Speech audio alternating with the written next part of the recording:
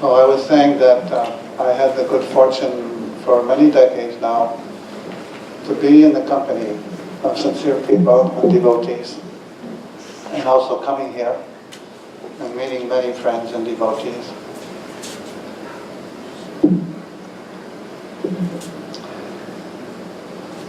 And that's a great joy for me to do that. But there's a price I have to pay every time I come, administered by the Sunita Parasarama. So I have to sit here and speak something which will be totally forgotten when you walk out that door. So it would probably be better if we just sit and meditate. We'll gain more from that meditation than me sitting here speaking.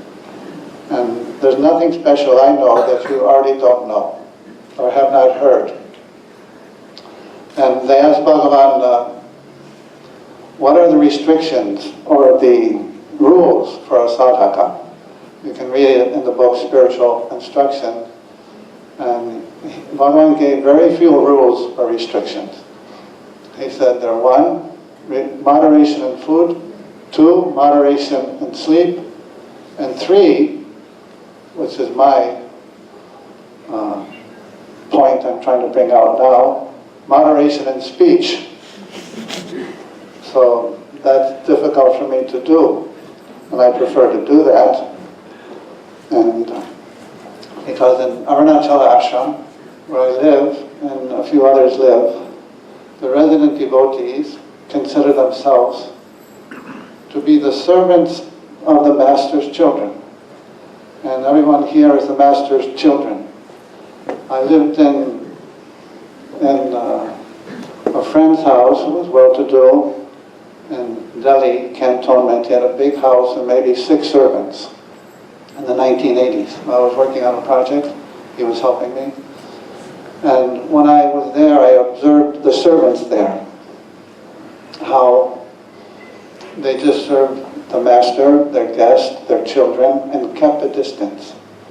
And their only purpose was to make those people comfortable and not be in the way or even be seen.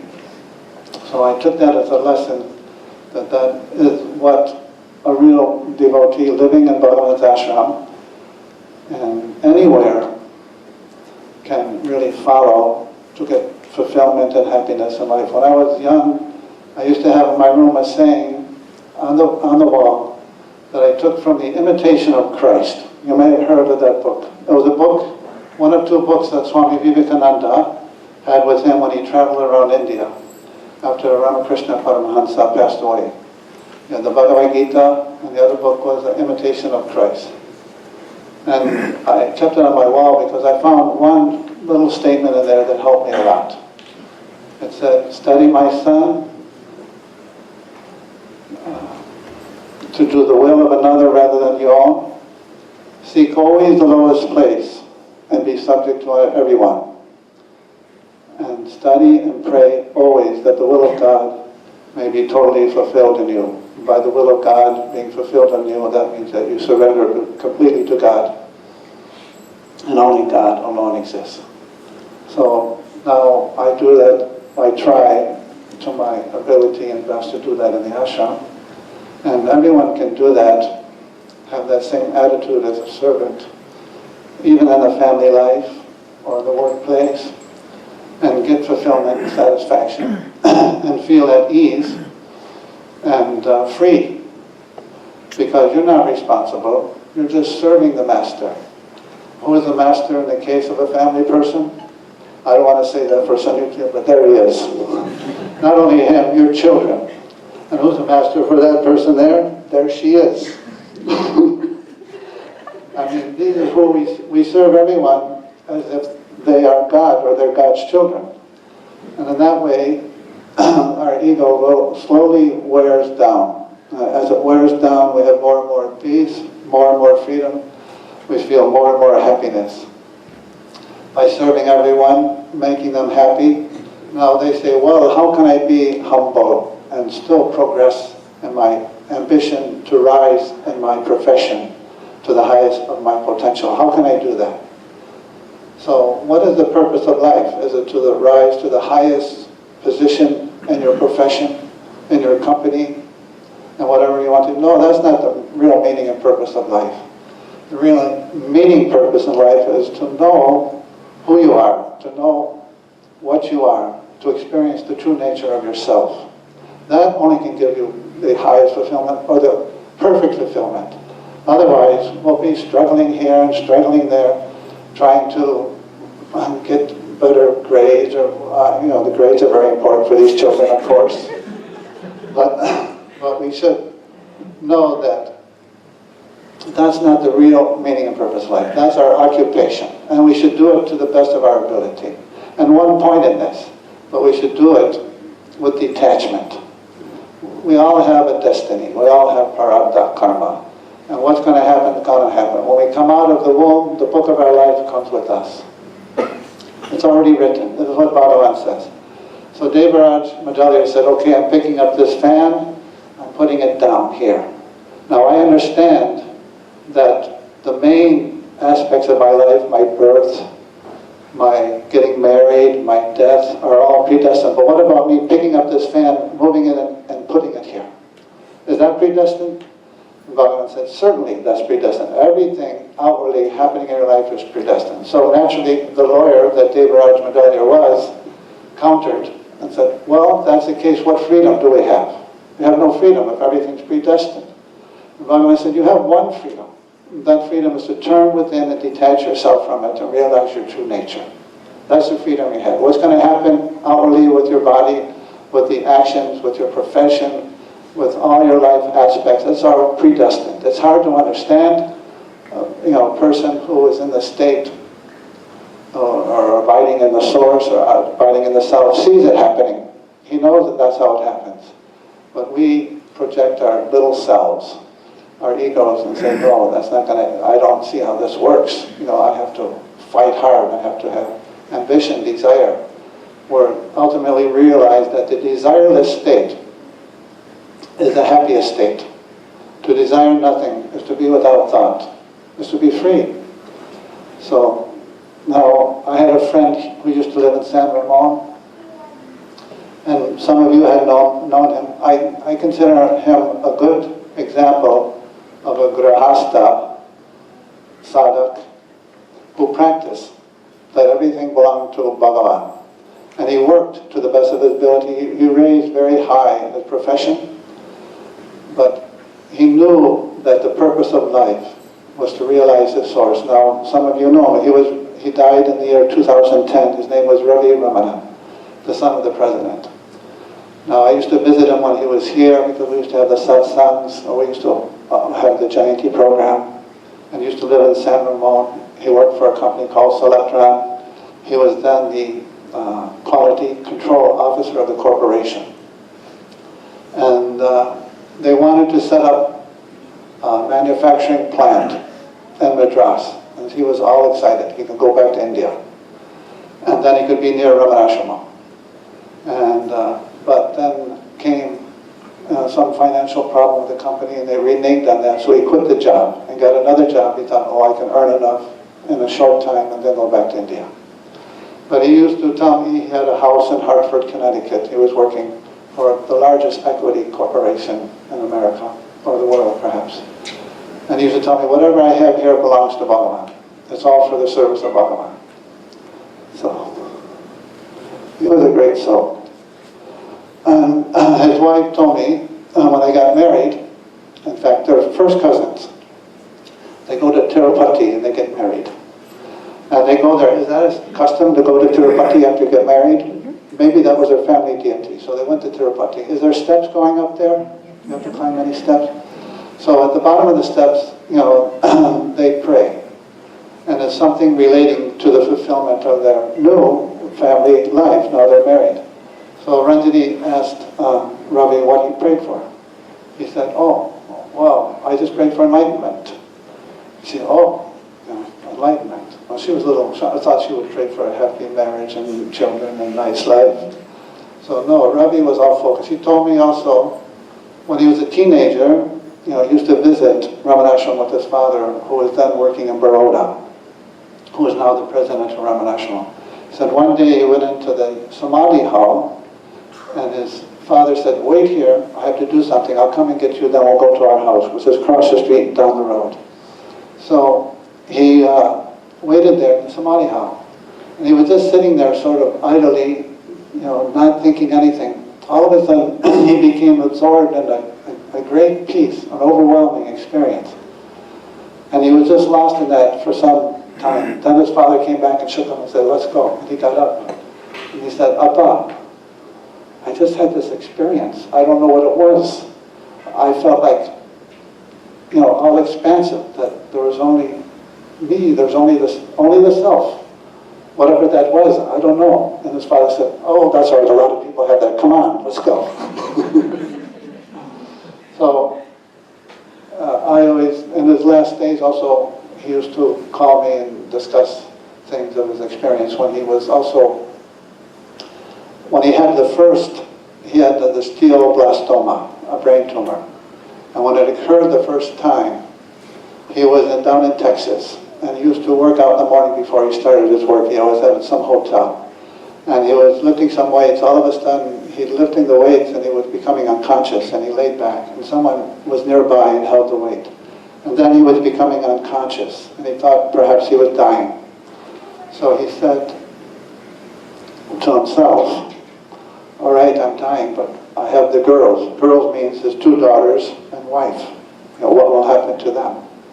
And then he remembered a verse from Aksharamanamale, and it kept repeating in him. And all of a sudden, he experienced that same experience he had there in that Samadhi hall many years earlier. But he woke up in a hospital. And then he went through a period of 2 years, and he died near Duke University, or Chapel Hill, North Carolina. And one of the last things he said, which reminded me about one of the last things that Bhagavan said before he passed away, was, did anyone feed the peacocks? Because the peacocks went and were screeching on the roof. So I consider myself like a peacock, because before he passed away, one of the few last things he could speak, he said, give Dennis, that means the ashram, the car. So I consider him like he's remembering me as he's going. So I consider this was an ideal devotee who could practice Bhagavan's teachings and still living in the world, having a high profession, but he was all focused on Ramana Maharshi. He would call his father every day. His mind was all with Bhagavan. So this it can happen to everyone, to serve. And you don't have to be in an ashram to do that. So I'm supposed to be talking about what now? She gave me instructions when I asked her what I should speak about.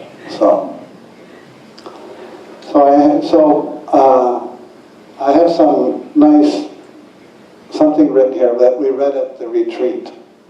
We had a 4-day retreat in Tampa, and we always conclude on January 1st. And on the 31st at midnight, we have a program down by the river, this Hillsborough River, and we chant what we just chanted, the Aksharamalaya and Arunachala Shiva. If you get the newsletter, you can read about it, but this was read at the retreat, and it was written by, it was probably dictated by Kunja Swami, someone wrote it down.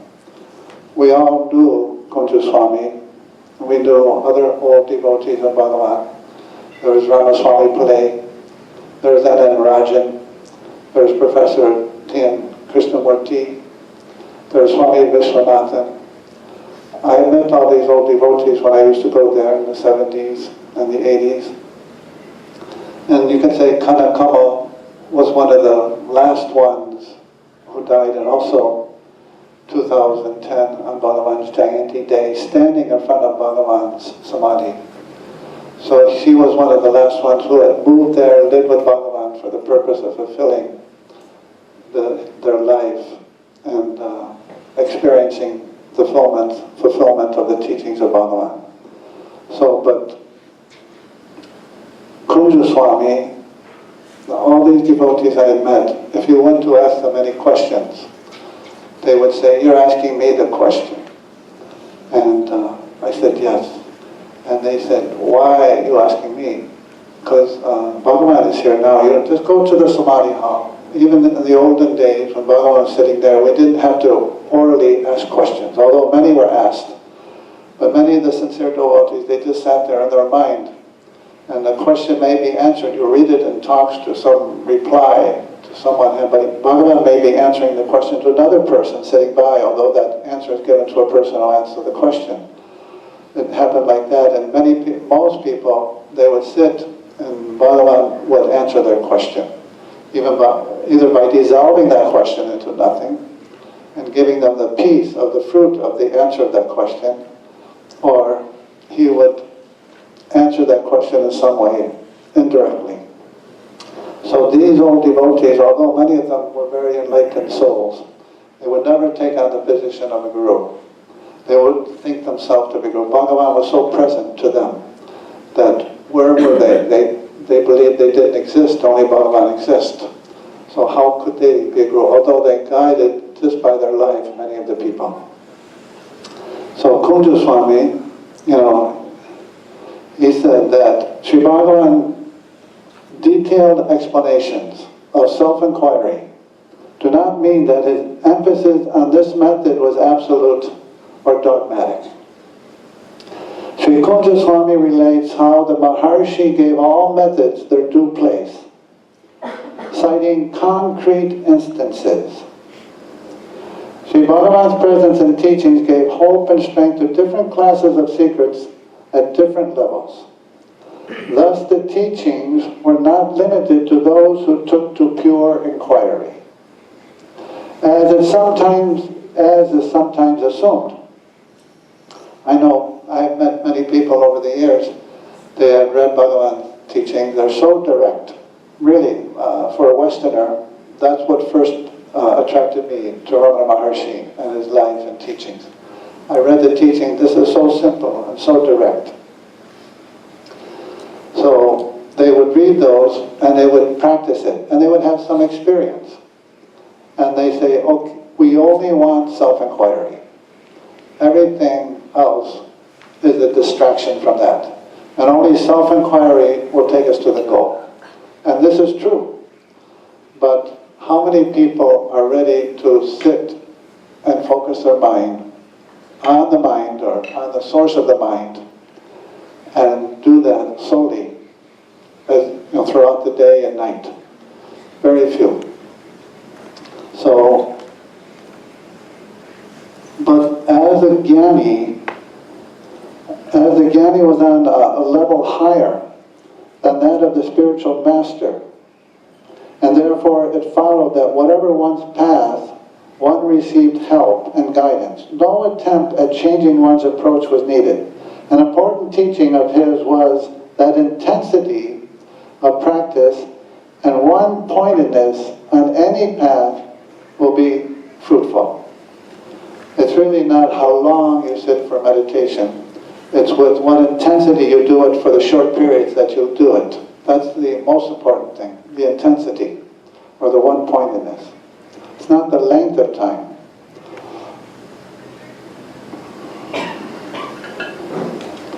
So, an important teachings of his was that the intensity of practice and one-pointedness on any path will be fruitful.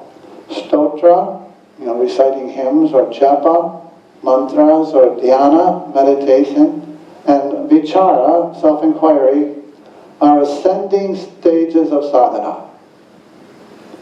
While confirming this, Bhagavan was always clear that this did not mean that all stages were necessary to be gone through by all. Certainly, there were exceptions, as for in the case of the 4 great Tamil saints who sang the praises of Lord Shiva. With them, it was an achievement of akhandakara, vritti, unbroken experience of awareness, brought about by constant remembrance of the name. Quote, "Never was there a moment when I did not think of you." Unquote. In that achievement, where was the need for vichara, or self-inquiry? Its result was already there. Dandapana Swami once pleaded with Bhagavan to give him some upadesha. It was a Shivaratri day. The devotee affirmed he had no practice to his credit. But Bhagavan persistently asked him whether he had done any little practice of any kind. At last, the fact emerged that he used to write the Rama Koti, a crore of Rama Nama. They would write in the book. Sri Bhagavan instructed him to do it more and more. One doubt that often assails people relates to the relative superiority of mantras. Sri Bhagavan explained that the choice of a particular mantra purely depended upon one's samskaras. There is no superiority or inferiority in the mantras themselves. In the choice of the mantra, as in other things, it was characteristic of Sri Bhagavan to encourage one in a path already chosen so that it acted like a lever resulting in more progress. In olden days, when we had the benefit of receiving personal instruction from Bhagavan, one of them was to get into meditation before going to sleep. Thus, sleep overtook one as a natural consequence of fatigue and was not induced or preceded by lying down. Kunja Swami used to tell me he used to sleep in the old hall with Bhagavan, but Bhagavan was always sitting up and reclining on the sofa. So they didn't feel like lying down and going to sleep until Bhagavan had slept. But how to tell if Bhagavan had slept? He was just sitting there. So they felt uncomfortable, so they would meditate, and now and then open their eyes and have a look. But Kunja Swami said, so when they saw his head go back a little bit, boom, they lie down. But they had to wait till that. So, but in those days, early days, anybody used to come into the old hall and sleep right there on the floor with Bhagavan. That's the uniqueness of Ramana Maharshi, his openness. He never restricted people from seeing him, even on his last day. He wouldn't stop the queue from coming by just to have darshan of him. He never, had his voice recorded, but he let them take many photographs. As you heard the presentation last time of Durga about his grandfather, T.N. Krishna Swami, how he took most of the photos of Bhagavan. He allowed that because he realized, if you look at the picture here, and anywhere you go in the room, you see his eyes looking at you. What's within is pouring out. Within a few moments of that picture was taken, another picture was taken, and he's looking inward. And his eyes are open, but he's not there. He's there, but he's everywhere.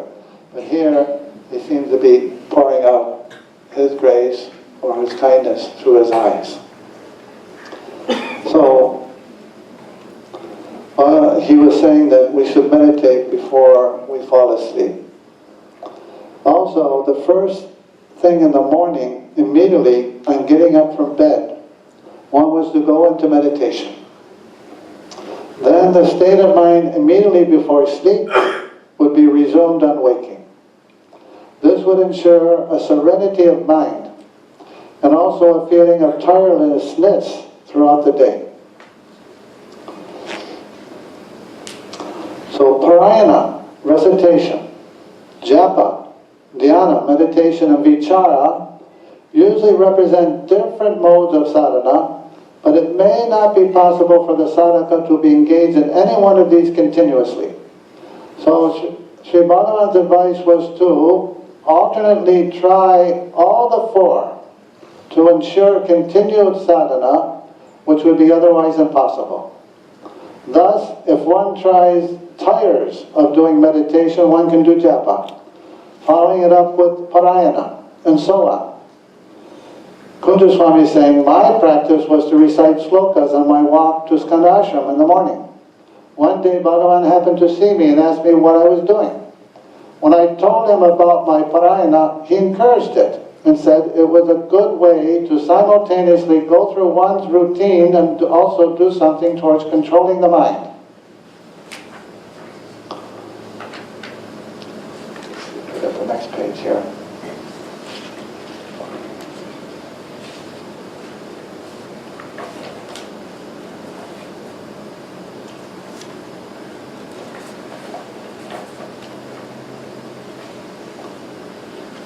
Sri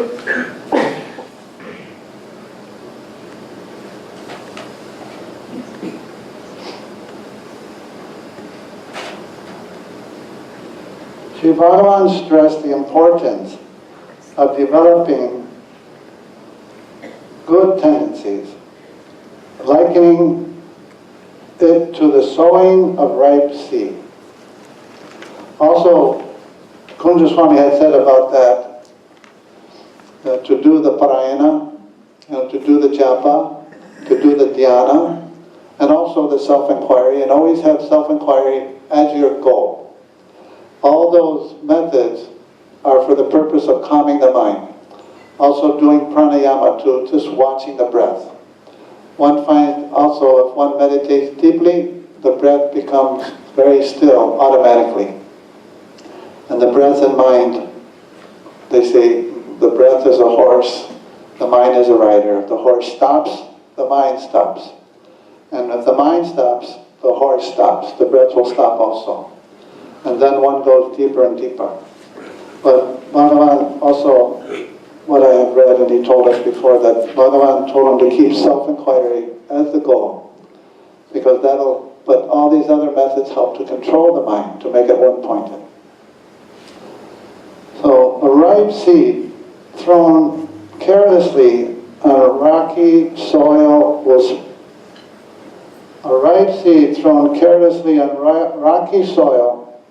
will sprout and grow, but even after 1,000 years, it will never go to waste. Likewise, good tendencies. Asked on one occasion how it could be that self-knowledge is easy, the easiest thing there is, referring to Bhagavan's poem on self-knowledge, while others said that it was the most difficult thing there was, and whether the individual could get it so easily and unaided, Bhagavan seemed to sympathize and pointed out the words, grace is needed most, in the same poem. He said that this was the key to understanding that poem. So that was Kunja Swami, which many of us know. And if you look in our newsletter, I've been serializing some diary entries by a devotee from New York, Evelyn Kieslow Savior. She was visiting Ramanashram in 1982, writing about her experiences with Kunja Swami. You'll find those very elevating and very fresh and revealing and inspiring. So, I got all my pages mixed up here. But I wanted to say something about the Bhagavan's Jayanti. So, I know Sunita sends out the Jayanti poems of Bhagavan every year, right? The 2 verses he wrote. And on the first Jayanti program in 1912, it was the Vasudev Shastri was the one who instigated it and insisted that they cook food and eat it in the ashram. So this is in Virupaksha. They had no utensils, or they had no food, so they had to go beg the food and get some utensils from somebody and cook it. And Bhagavan was very insistent that no, that should not be done. We're not cooking food in the ashram. We go out to beg our food. But then the Vasudev Shastri said, he said, what is it to you? It's for us. So why should you object? And they celebrated the birthday, the first year. Recalling its occasion, Bhagavan said, while I was in Virupaksha cave on my birthday, 1912, those around me insisted on cooking food and eating it there as a celebration of the occasion. I tried to dissuade them, but they rebelled, saying, what harm does it do to Bhagavan if we sit here and eat food? Therefore, I left it at that. They immediately purchased some vessels and created the birthday that year for the first time. But what began as a small function has resulted in all this paraphernalia and pomp. Now, if you've seen recently the Jayanthi program going on now at Ramanashramam, I'm sure they're quite mild compared to the ones on the 1920s, 30s, and 40s. Everything must take its own course and will not stop at our request. I argued with them at great length, but they did not listen. When the cooking and eating were over, Ishwara Swami, who was with me at those days, said, "Swami, today being your birthday, please compose 2 verses, and I too will compose 2. So that was something Ishwara Swami used to do often with Bhagavan. He said, "You compose and I compose." So Bhagavan got his chance to let him have it. So in the first verse he said, "You who intend to celebrate the birthday, first ascertain as to from where you were born. The day that we attain a place in that everlasting life which is beyond the birth and death is our real birthday. And 2, at least on the birthday, we ought to lament that we got this body and fell into this world. Instead, we celebrate the event with a feast." Something's wrong with us, definitely. To rejoice over this is like decorating a corpse. Wisdom consists in realizing the self and in getting absorbed in the self. Now, there was a rejoinder written about those 2 verses by Major Chadwick. I don't know if any of you have ever seen it. So Major Chadwick, who came to Bhagavan in 1935 and passed away in 1982, you'll see his samadhi there, Ramanashram next to Cohen and H.C. Khanna and Lucy Cornelissen. It's in the ashram there. So Major Chadwick also had his chance to give his rebuttal. And he wrote, "You tell me not to celebrate the day when I was born. Seeing it led me to thy feet, why therefore should I mourn?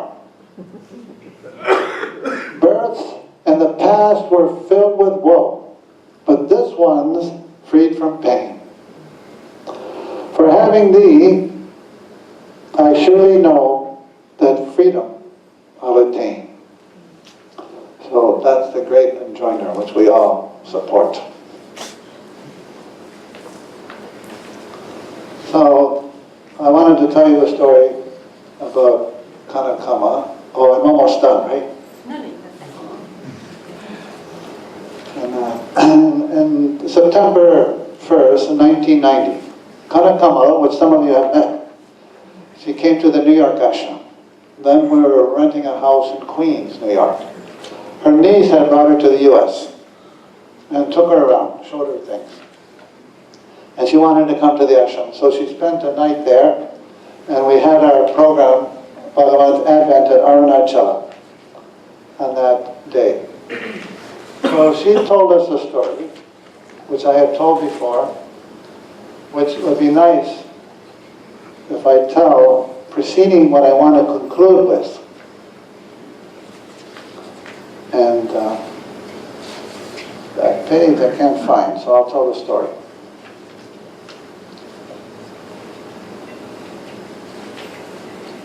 So, I've told this before, but it's very interesting. So what happened one day when she was there was a devotee who had a reel-to-reel tape recorder. And he was outside the old hall. And he wanted to bring it in to record Bhagavan. And he was a little hesitant that devotees are going to object if he brings this tape recorder and microphone, just like this, and sets it before Bhagavan and records him. But he did it anyhow, and Bhagavan asked him, what was that? He told him it was a tape recorder. And then Bhagavan started inquiring, how does it work? You know, how does it make a recording? How does it play it back? And all these technical details about the recorder. So he felt encouraged and more confident that he's going to succeed in recording Bhagavan's voice. So he set it up like this, and he put the recorder on the floor next to Bhagavan, and he said, Bhagavan, we're going to record your voice. And Bhagavan didn't say anything, so he turned it on, and so Bhagavan sat like he usually sits. He told everybody, be quiet, we're going to record Bhagavan's voice. Nobody could talk or make any noise. So all you could hear was a swish, swish, swish of the reel going around and around in the room. That's all. And so they waited 10 minutes, 15 minutes. Bhagavan just sat there, everyone sat there, and the devotee got up. And he turned off the recorder. And he said to Bhagavan, Bhagavan, if we're going to record your voice, please, you have to speak something. Unless you speak, how can we record your voice? And Bhagavan said, how do you know you did not record my voice? I did speak. But my voice is silenced. It's been recorded. And then Muruganar, who was sitting in the room, got up and said, what are you doing? You turned off the machine. At least we could have gotten him recording that. So that's when he tried to record his voice.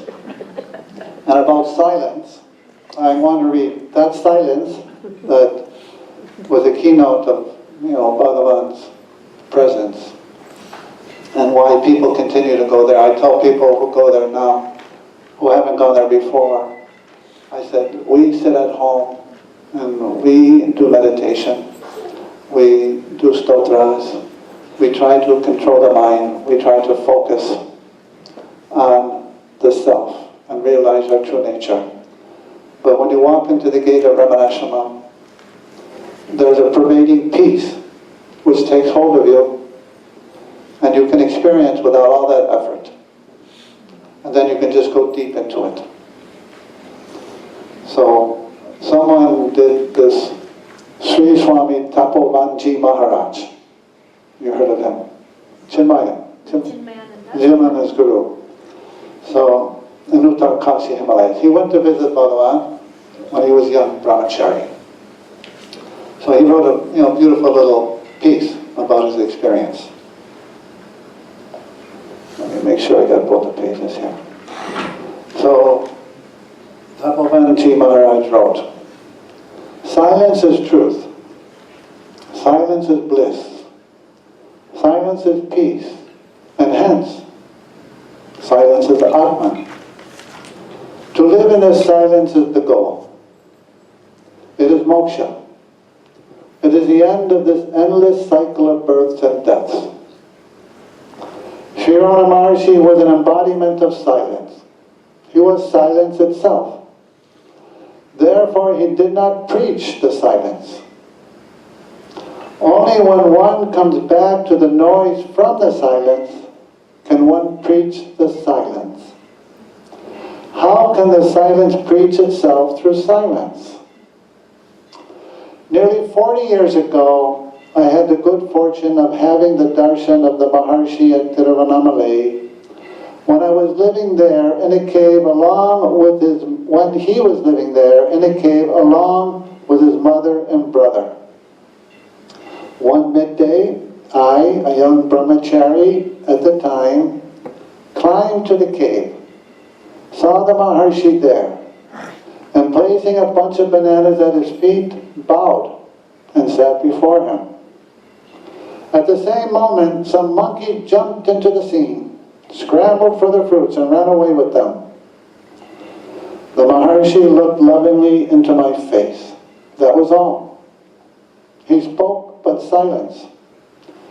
Not a word passed between us.